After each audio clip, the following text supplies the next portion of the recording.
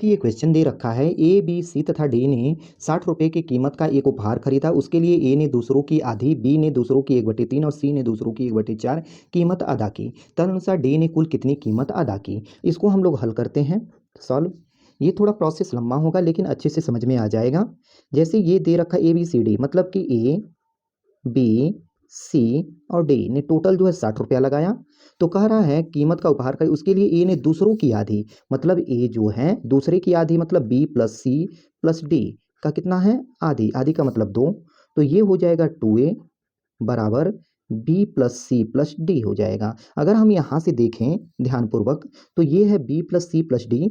तो अगर हम ए को अगर इधर ले जाते हैं तो ये हो जाएगा 60 माइनस ए, अर्थात हम 2a बराबर ए बी सी डी की जगह हम 60 माइनस ए लिख सकते हैं।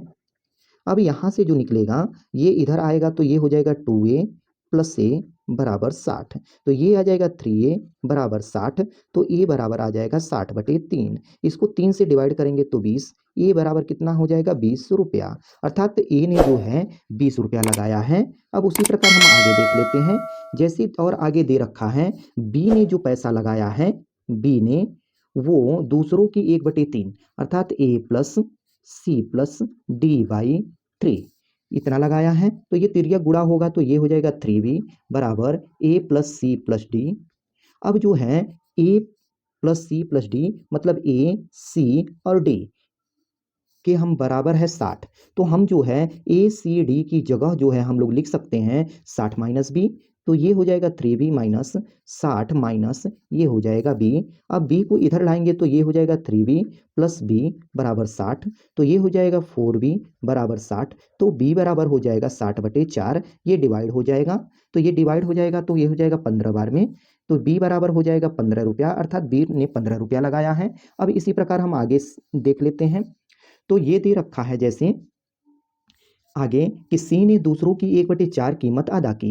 तो जो सी अदा कर रहा है वो दूसरों की मतलब ए बी और डी का मतलब 1/4 अदा कर रहा है। तो ये हो जाएगा 4c बराबर ए प्लस बी प्लस डी। अब हम लोग चाहें तो ए बी और डी के जगह हम लोग लिख सकते हैं 60 माइनस ये इधर सी आएगा तो सी हो जाएगा। तो ये 4c बराबर हो जाएगा 60 माइनस सी। अब सी को इधर लाएंगे तो ये 4c प्लस सी हो जाएगा बराबर 60। ये हो जाएगा 5c बराबर 60। तो सी बराबर हो जाएगा 60 से में 5 से भाग दे देंगे तो सी बराबर हो जाएगा 12 25 60 होता है। अर्थात सी ने जो रुपया लगाया है वो 12 लगाया है। अब जो है यहाँ पर दे रखा है, अब डी का हम लोग जान लेते हैं। A plus B plus C plus D बराबर 60। तो हम लोग जान गए हैं ए बी सी जो लगाए हैं पैसा वो लगाए हैं लोग कितना कितना 20, ये लगाया है 15, ये लगाया है 12 प्लस डी बराबर 60। तो डी जो लगाएगा 20 और 15 और 12 को जोड़ेंगे तो 47 हो जाएगा। 60 में से 47 को हटा देंगे तो डी को जो रुपया जो दिया है वो 13 रुपया दिया है। अर्थात ऑप्शन जो है बी ऑप्शन जो है वो सही हो जाएगा। अब हम लोग आगे क्वेश्चन को देख लेते हैं। ये दे रखा है एक भिन्न के अंश तथा हर दोनों में 2 जोड़ने से 9/11 बन जाती है। यदि अंश तथा हर दोनों में 3 जोड़ दिया जाए तो वह 5/6 बन जाती है। तो भिन्न ज्ञात करिए। तो अगर हम इसको ऑप्शन से सॉल्व करते हैं तो इसको ऐसे सॉल्व करेंगे। मान लेते हैं ये ऑप्शन लेते हैं, ये ऑप्शन है 7/9।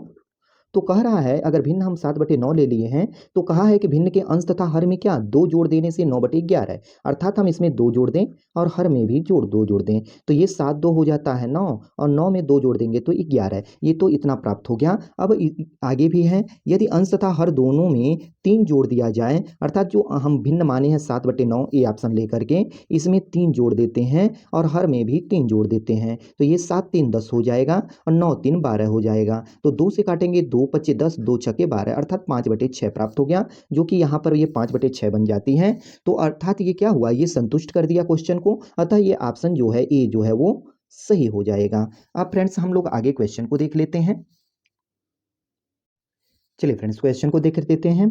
दिया है एक भिन्न का अंश उसके हर से 4 कम है। यदि अंश को 2 से घटा दिया जाए और हर को 1 से बढ़ा दिया जाए तो हर अंश का 8 गुना हो जाता है। भिन्न ज्ञात कीजिए। इसको हम लोग ऑप्शन से सॉल्व करते हैं।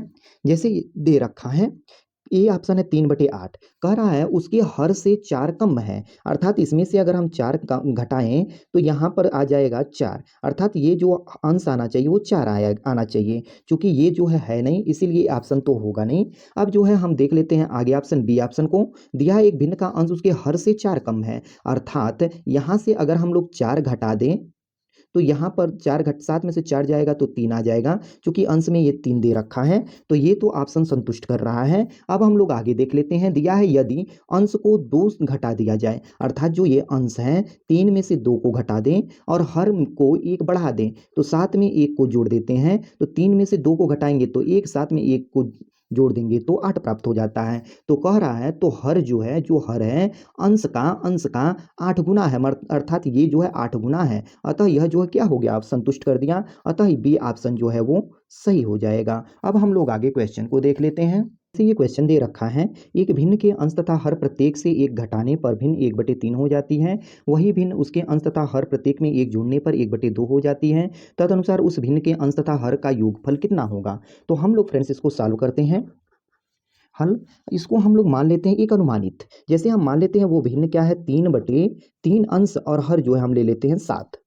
तो कह रहा है यदि भिन्न के अंश तथा हर प्रत्येक से 1 घटा देने पर, अर्थात हम यहाँ से 1 घटा दें और यहाँ से 1 घटा दें, तो कह रहा है 1/3 हो जाती। 3 में से 1 घटाएंगे तो 2 हो जाएगा, 7 में से 1 घटाएंगे तो ये 6 आ जाएगा। 2 एक करने 2, 2 तिया 6, 1/3, अर्थात वो 1/3 जो है क्या हो गई, प्राप्त हो गई।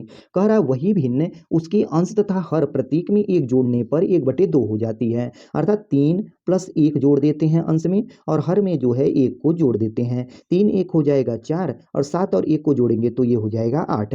4 एक करने 4, 4 दूनी 8, अर्थात 1/2 जो है ये प्राप्त हो गई। अब जो है कह रहा है क्या, तद अनुसार उस भिन्न के अंश तथा हर का योगफल बताइए। ये तो संतुष्ट कर दिया यहाँ तक। तो अब जो है हम कह रहे हैं अंश और हर का योग करना है, तो 3 और 7 को आपस में क्या कर देंगे, जोड़ देंगे। तो 7 और 3 कितना हो गया, 10। अतः ए ऑप्शन जो है वो क्या हो जाएगा, वो सही हो जाएगा।